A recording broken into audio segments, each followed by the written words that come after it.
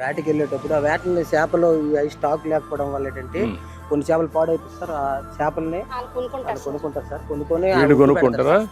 పెట్టేసి అవి 2 రోజుల తర్వాత 4 రోజుల తర్వాత మళ్ళీ పట్టుకుంటూ వెళ్ళి విలేజ్ లాంటి వెళ్ళి అమ్ముతారు సార్. అమ్మేసి ఏమ్మా ఏంటి బాగున్నారా? నీ పేరేంటి తల్లి? నీ పేరమ్మా? సీతమ్మ. నీ పేరమ్మా? పేరమ్మ. ముగ్గురు కలిసి చేస్తున్నారా? ఒక్కొక్కరు ఇది ఎవరిది? ఇది లేవు, ముగ్గురు కలిసి కొనుక్కున్నారు. ఇప్పుడు ఎంత అమ్మా ఇవి అన్ని ఎంత కొన్నారు?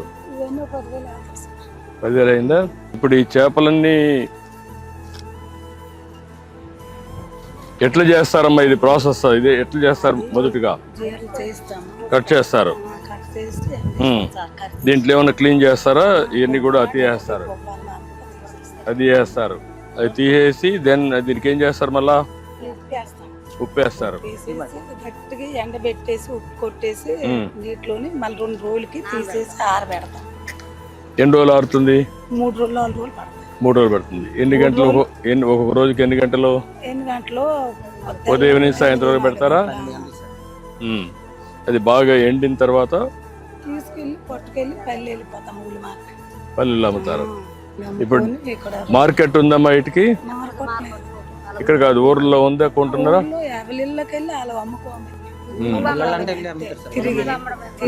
తిరిగి అమ్ముతారు.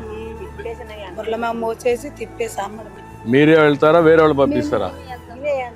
మళ్ళీ మీరే వెళ్తారు. మరి మాకు ఇదే తల బాధలు వేసేసి పచ్చి చేప మోచి ఎండి చేప మోచి మాకు అంతా ఇదే బాధ. మాకు వచ్చింది